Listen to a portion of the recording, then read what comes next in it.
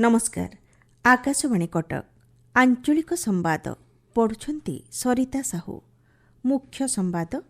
4टी राज्य और गोटे केन्द्र शासित अंचल पई आज निर्वाचन तारीख घोषणा करिवे भारतर निर्वाचन कमिशन। ओडिशार 4टी राज्यसभा आसन पई आसंताकाली हेबो भोट। कलाहांडी जिला पुलिस निकटरे 11 जन माओवादींकर आत्मसमर्पण एवं निरापद उत्पाद और आश्वस्त उपभोक्तार वार्ता नहीं आज पालन करा जाउछि विश्व उपभोक्ता अधिकार दिवस। निर्वाचन आयोग आज अपराह्न 4टी राज्य और गोटे केन्द्र शासित अंचलर आगामी विधानसभा निर्वाचन पई निर्वाचनी सूची घोषणा करिवे। आसाम, पश्चिमबंग, तामिलनाडु, केरल और पुडुचेरी रे एही विधानसभा निर्वाचन अनुष्ठित हेबो। 294 सदस्य विशिष्ट पश्चिमबंग विधानसभार कार्यकाल आसंता मे मास 7 तारिख रे शेष होउछि। 126 आसन विशिष्ट आसाम विधानसभार कार्यकाल मे मास 20 तारिख, 140 सदस्य विशिष्ट केरल विधानसभार कार्यकाल मे मास 23 तारिख रे, 234 सदस्य विशिष्ट तामिलनाडु विधानसभार कार्यकाल मे 10 तारिख रे शेष होउथिबा बेले 30 सदस्य विशिष्ट पुडुचेरी विधानसभार कार्यकाल जून मास 15 तारिख रे शेष होउछि। एही सब राज्य और केन्द्र शासित अंचल पई आज निर्वाचन तारीख घोषणा हेबार संभावना रहिछि। राज्यसभा निर्वाचन पई आसंताकाली निर्वाचन हेबो। सकाळ 9टारू अपराह्न 4टा पर्यंत भोट ग्रहण कराजिबो बोली जणा जायछि। गृह कार्य चालिबा सहित विधानसभार 54 नंबर प्रकोष्ठरे मतदान कराजिबो। ओडिशारे 4टी आसन पई 5 जनकर प्रार्थीपत्र कायम रहिछि। बीजेपी प्रार्थी मनमोहन सामल, सुजित कुमार, बीजेडी प्रार्थी संतृप्त मिश्र और बीजेपी समर्थित स्वाधीन प्रार्थी दिलीप राय, कांग्रेस बीजेडी समर्थित प्रार्थी दत्तेश्वर होता प्रार्थी होइछन्ति। मिलिथिबा सूचना अनुसार राज्यसभा निर्वाचन पई बीजेपी, बीजेडी और कांग्रेस सेमानकर एजेंट नियुक्त करिछन्ति।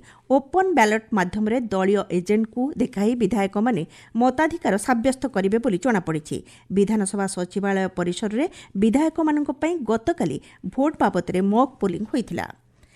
जातीय आईन सेवा प्राधिकरण निर्देश अनुसार परिवहन विभाग पक्षरु बकेया ट्राफिक गाड़ी चालाण बाबदरे जरिमाना पैठ पर स्वतंत्र व्यवस्था करा जायछि। रिहाती मूल्य रे जरिमाना पैठ एक स्वतंत्र ऑनलाइन पोर्टाल कार्यक्षम होइछि। e-चालान.परिवहन.gov.in पोर्टाल रे गाड़ी मालिक एवं चालक माने बकेया चालाणर स्थिति जांच करी जरिमाना पैठ करिबा पई कुहा जायछि।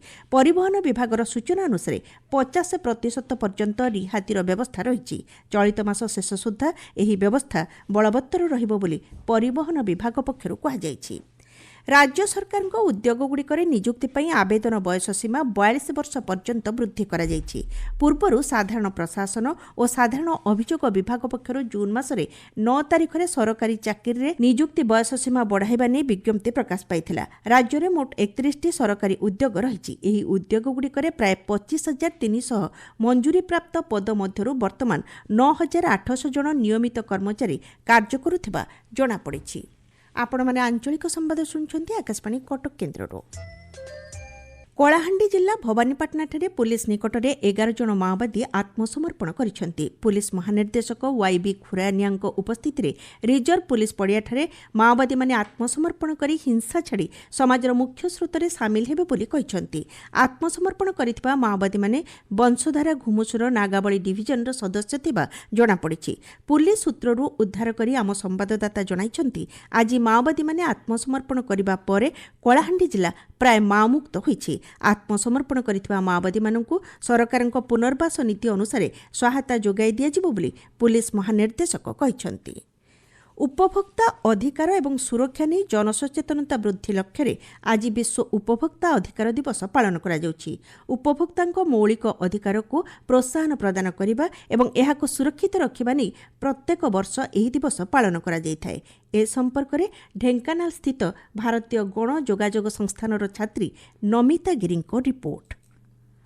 चलित वर्षर विषय वस्तु रही निरापद उत्पाद आश्वस्त उपभोक्ता। उपभोक्तांक अधिकारर सुरक्षा एवं सेमानंकर अभियोग गुड़िकर त्वरित समाधान लक्ष्य नहीं सरकार बहुविध कार्यक्रम करुछन्ति। जातीय उपभोक्ता हेल्पलाइन नंबर प्रणयन कराजिबा सह अभियोग समाधान को त्वरान्वित करा जाउछि। ସ୍ୱେଚ୍ଛାସେବୀ ସଂଗଠନ ଖାଉଟି କଲ୍ୟାଣ ପାଇଁ କାର୍ଯ୍ୟ କରୁଥିବା ବ୍ୟକ୍ତିବିଶେଷ ଓ ବିଭିନ୍ନ ଅନୁଷ୍ଠାନର ସହାୟତାରେ କର୍ମଶାଳା ଏବଂ ଆଲୋଚନା ଚକ୍ର ଆଦି କାର୍ଯ୍ୟକ୍ରମମାନ ଆୟୋଜନ କରାଯାଉଛି। ଖାଉଟି ସୁରକ୍ଷା ନିମନ୍ତେ ଜିଲ୍ଲା ସ୍ତରରେ କାର୍ଯ୍ୟରତ ଜିଲ୍ଲା ଉପଭୋକ୍ତା ପରାମର୍ଶ କେନ୍ଦ୍ରଗୁଡ଼ିକୁ ଲୋକାଭିମୁଖୀ କରିବା ପାଇଁ ସରକାର ପଦକ୍ଷେପ ନେଉଛନ୍ତି। ଉପଭୋକ୍ତା ସମାଜକୁ ଜାଗ୍ରତ କରିବା ପାଇଁ ଏକ ଶକ୍ତ ସଚେତନ ଉପଭୋକ୍ତା ଗୋଷ୍ଠୀ ଗଠନ କରି ଖାଉଟି ବିପ୍ଳବକୁ ଅଧିକ ଲୋକାଭିମୁଖୀ କରିବା ପାଇଁ ସରକାର ପଦକ୍ଷେପ ନେଉଛନ୍ତି। ଇ କମର୍ସ ସଂସ୍ଥାଗୁଡ଼ିକରେ କଥିତ ଅନିୟମିତତାରୁ ଉପଭୋକ୍ତାଙ୍କୁ ସୁରକ୍ଷା ଦେବା ଲକ୍ଷ୍ୟ ନେଇ ଖାଉଟି ବ୍ୟାପାର ବିଭାଗ ପକ୍ଷରୁ ଉପଭୋକ୍ତା ସୁରକ୍ଷା ନିୟମାବଳୀ 2020 ପ୍ରଚଳନ କରାଯାଇଛି। ଏହି ନିୟମ ମାଧ୍ୟମରେ ଇ କମର୍ସ ସଂସ୍ଥାଗୁଡ଼ିକର ଦାୟିତ୍ୱ ନେଇ ସମ୍ପୂର୍ଣ୍ଣ ବିବରଣୀ ରହିଛି। ଗଜପତି ଜିଲ୍ଲା ପ୍ରଶାସନ ପକ୍ଷରୁ ସଦର ମହକୁମା ପାରଳାଖେମୁଣ୍ଡି ସ୍ଥିତ ଆରକ୍ଷୀ ଅଧୀକ୍ଷକଙ୍କ କାର୍ଯ୍ୟାଳୟରେ ସାଇବର ସୁରକ୍ଷା ସମ୍ପର୍କିତ ସଚେତନତା କର୍ମଶାଳା ଅନୁଷ୍ଠିତ ହୋଇଯାଇଛି। ଏହି ପ୍ରଶିକ୍ଷଣ କାର୍ଯ୍ୟକ୍ରମରେ ବିଭିନ୍ନ ପ୍ରକାର ସାଇବର ଠକେଇ ଏବଂ ତଜ୍ଜନିତ ସୁରକ୍ଷା ସମ୍ପର୍କରେ ତାଲିମ ପ୍ରଦାନ କରାଯାଇଥିଲା। ଗଜପତି ଜିଲ୍ଲା ଗୋଷାଣୀ ବ୍ଲକ କାର୍ଯ୍ୟାଳୟ ପରିସରରେ ଭିନ୍ନକ୍ଷମ ସାମର୍ଥ୍ୟ ଶିବିର ଏବଂ ମାଗଣା ସ୍ୱାସ୍ଥ୍ୟ ଶିବିର କାର୍ଯ୍ୟକ୍ରମ ଅନୁଷ୍ଠିତ ହୋଇଯାଇଛି।